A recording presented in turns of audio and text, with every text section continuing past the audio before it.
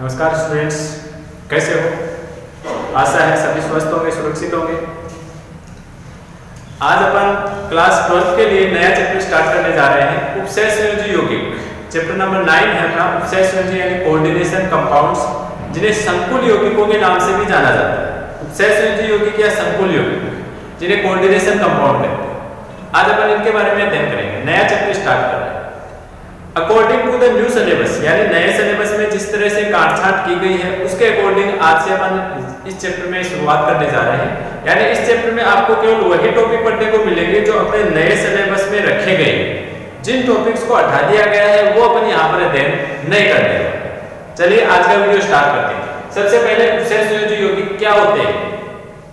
उपसय संयोजी यौगिक वास्तव में क्या होते हैं इसके बारे में अपने को पढ़ने के लिए इससे पहले अपने को एक यौगिक दूसरा पढ़ना पड़ेगा, योगात्मक यौगिक।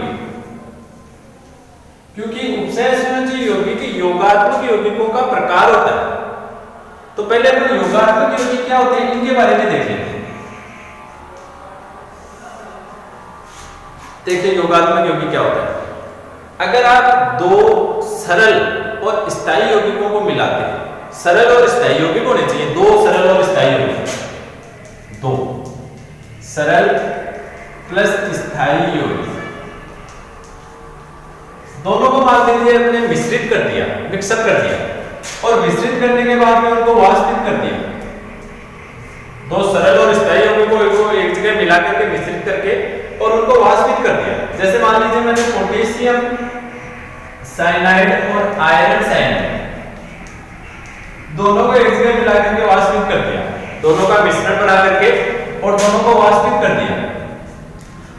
दो सरल और स्थायी यौगिकों को मिश्रित करके वाष्पित करने के पश्चात नवीन स्टोइकियोमेट्री का निर्माण होना चाहिए।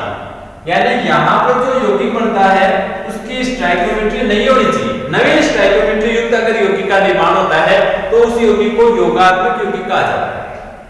अगर दोनों का मिश्रण ही वैसे का वैसे रहेगा तब तो वो एक तरह का मिक्सचर हो गया, मिश्रण है वो। लेकिन अगर दोनों से नवीन स्टोइकियोमेट्री वाले किसी यौगिक का निर्माण हो जाए तो उसको योगात्मक यौगिक कहते हैं। जैसे इन दोनों को अगर आप मिला करके वाष्पित करते हैं तो पोटेशियम साइनाइड के 4 मॉलिक्यूल और आयरन साइनाइड के 2 मॉलिक्यूल मिलकर के और नई स्टोइकियोमेट्री वाला ये यौगिक बनाते हैं। नवीन स्टोइकियोमेट्री युक्त यौगिक का निर्माण हो गया तो इसको अपन योगात्मक यौगिक कहते हैं। तो ये तो है योगात्मक यौगिक की परिभाषा। योगात्मक यौगिक दो प्रकार के होते हैं।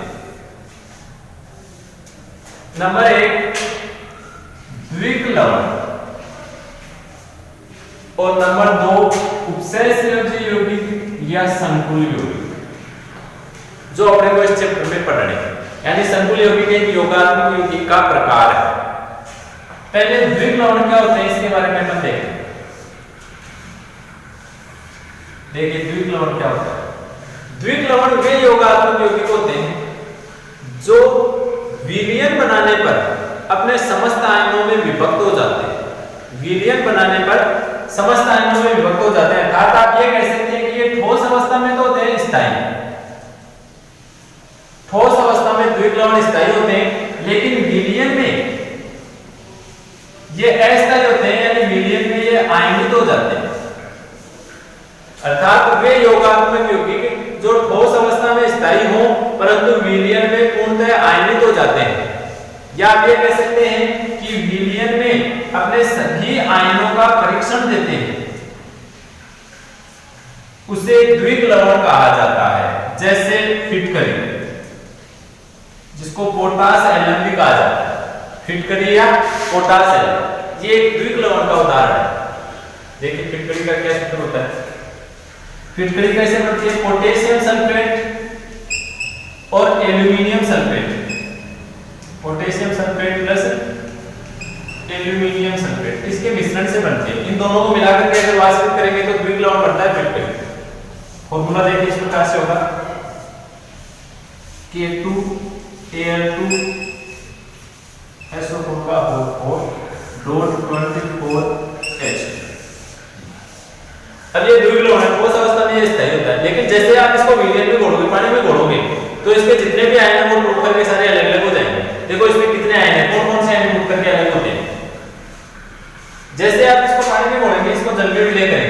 तो जल में विलय करने से इसका K प्लस आयन अलग हो जाएगा, Ai प्लस 3 आयन अलग हो जाएगा और sulphate ion SO4 minus 2 ion अलग हो जाएंगे।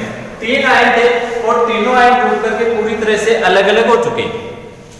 यानी अगर आप इस विलयन का परीक्षण करना चाहें, इसमें जैसे पोटेशियम आयनों का टेस्ट करना चाहें, तो ये विलयन आपको बताएगा कि इसमें पोटेशियम आयन प्रेजेंट है, इसमें Al+3 आयन भी प्रेजेंट है और सल्फेट आयन भी प्रेजेंट है। यानी इसमें आप कोई से भी आयन का टेस्ट करोगे ना तो वो आयन आपको इसमें उपस्थित मिलेगा। इस प्रकार के यौगिकों को कहते हैं द्विक लवण। और अब अपन बात करते हैं अपने दूसरे संकुल यौगिक। संकुल यौगिक या उपसंयोजी यौगिक किसको कहते हैं? ऐसा योगात्मक यौगिक जो ठोस अवस्था में स्थायी होता है और साथ ही साथ विलयन अवस्था में भी स्थायी होता है। ठोस अवस्था और विलयन अवस्था दोनों अवस्थाओं में स्थायी होता है, उसे संकुल या उपसंयोजी यौगिक कहा जाता है। और ये अपने विलयन में सभी आयनों का परीक्षण नहीं देगा। जैसे अभी मैंने इसका एक उदाहरण लिखा था, जैसे आपने KCN और FeCN इन दोनों को इसमें मिलाया तो अपने पास में ये देखिए संकुल यौगिक बना था K4HCN6। ये एक संकुल यौगिक बना है। ठोस अवस्था में ये स्थायी होगा, विलयन अवस्था में भी ये स्थायी होगा और इसके विलयन में अगर आप इसके आयनों का टेस्ट करेंगे तो ये सारे आयनों का टेस्ट नहीं देगा। ये अपने विलयन में केवल K प्लस आयनों का टेस्ट देता है। Fe+2 और Cn- आयनों इनका टेस्ट ये अपने विलयन में नहीं देता है। यानी इस यौगिक को K4HCN6 को आप पानी में घोल दीजिए और फिर पानी में घोल करके अगर आप टेस्ट करेंगे ना तो टेस्ट में आपको Fe+2 और Cn- ये आयन आपको उपस्थित नहीं मिलेंगे, आपको केवल K प्लस आयन उपस्थित मिलेगा। और K प्लस के साथ साथ आपको ये एक ऋण आयन उपस्थित मिलेगा FeCN6-4, ये ऋण आयन उपस्थित मिलेगा। लेकिन ये दोनों आयन आपको विलयन में उपस्थित नहीं मिलेंगे। यानी सारे आयनों का परीक्षण नहीं दे रहा है, 3 आयनों में से मात्र एक आयन का परीक्षण दे रहा है। ऐसे यौगिक को कहा जाता है संकुल या उपसहसंयोजी यौगिक। या फिर दूसरे शब्दों में आप इसकी दूसरी परिभाषा इस प्रकार से भी बता सकते हैं। वास्तव में देखो संकुल या उपसहसंयोजी यौगिकों में होता क्या है, इनमें देखिए ये जो मैंने कोष्टक के अंदर लिख रखा है इसको ध्यान से देखिए। कोष्टक वगैरह ये क्या है ये अपन आगे देखेंगे इसी चैप्टर में। ये जो मैंने 6 Cn- आयन जोड़ रखे हैं, Cn- आयन देखिए मैंने कितने ले रखे हैं, 6 Cn- आयन। ये 6 Cn- आयन और ये एक है मेरे पास में Fe+2 आयन। इन Cn- आयनों ने अपना लोन पेयर इस Fe+2 को दान किया हुआ है। यानी ये Cn- से अपना लोन पेयर इसको दान किया, ये इसने दान किया। इस तरह से इन्होंने सबने अपना लोन पेयर इसको दान कर रखा है। अर्थात आप दूसरे शब्दों में ये भी कह सकते हैं कि उपसहसंयोजी यौगिक वे होते हैं जिनमें अनेक स्पीशीज किसी केंद्रीय धातु आयन या परमाणु को अपने लोन पेयर दान करके, और लोन पेयर दान करने से कौन सा बंध बनता है, उपसहसंयोजी। लोन पेयर दान करके उपसहसंयोजी बंध का निर्माण करता है, उसको अपन उपसहसंयोजी यौगिक कहेंगे।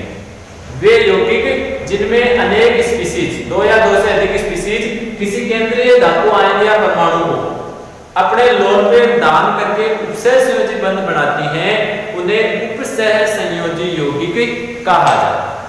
तो दूसरे शब्दों में आप इसको ऐसे भी परिभाषित कर सकते हैं, या तो ये कह सकते हैं कि ये अपने विलयन में सारे आयनों का परीक्षण नहीं देता, या फिर ये कह सकते हैं कि इनमें कुछ स्पीशीज होती हैं जो दूसरी स्पीशीज को लोन पेयर दान करके उपसहसंयोजी बॉन्ड बनाती हैं, इसलिए इन यौगिकों का नाम हो गया उपसहसंयोजी यौगिक।